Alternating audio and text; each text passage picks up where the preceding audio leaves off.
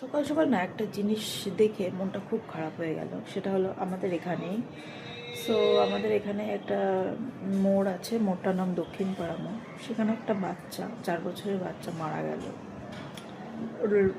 Road অ্যাক্সিডেন্টে। যাই হোক, দোষটা কারোরই ছিল না।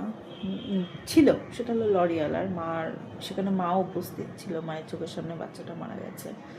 যাই হোক, আমার ভগবানের কাছে একটাই প্রশ্ন শুধু মনে মনে বলে, যখন নিবি এই 4 বছরের একটা বাচ্চাকে, যখন তুই নিয়েই নিবি, তাহলে ওর মাটাকে না দেওয়ারই দরকার ছিল। তুই ওকে পৃথিবীতে পাঠাতিস না। আর যখন পাঠিয়েছিস ওকে, একটু পৃথিবীতে অন্তত তোর মা বাবা এইরকম দৃশ্য যাতে না দেখতো।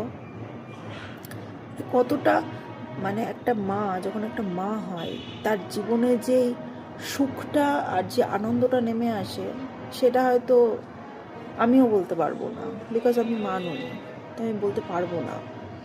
কিন্তু এই যে তার যে অভিশাপটা, যে 4 বছরের একটা বাচ্চার, তার যে একটা অভিশাপ যে তার জীবনে নেমে আসলো, এটা কতটা ভয়াবহ। মানে আমি মা না হয়েও আমার এই জিনিসটা শুনে, যেহেতু আমি একটা নারী, তুমি এটা ফিল করতে পারি যে কতটা কষ্টের ব্যাপারটা, কতটা কষ্টকর। মানে একটা 4 বছরের বাচ্চা, কি করে সম্ভব? মানে আমার নিজের খুব খারাপ লাগছে, নিজে খুব রিয়েলাইজ করছি যে ভগবান, যদি তোমার নিয়ারই হয় তাহলে তাকে মা বানিও না।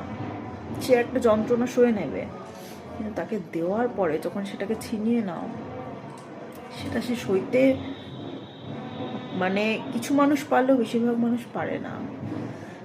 কাকে কি বলবো?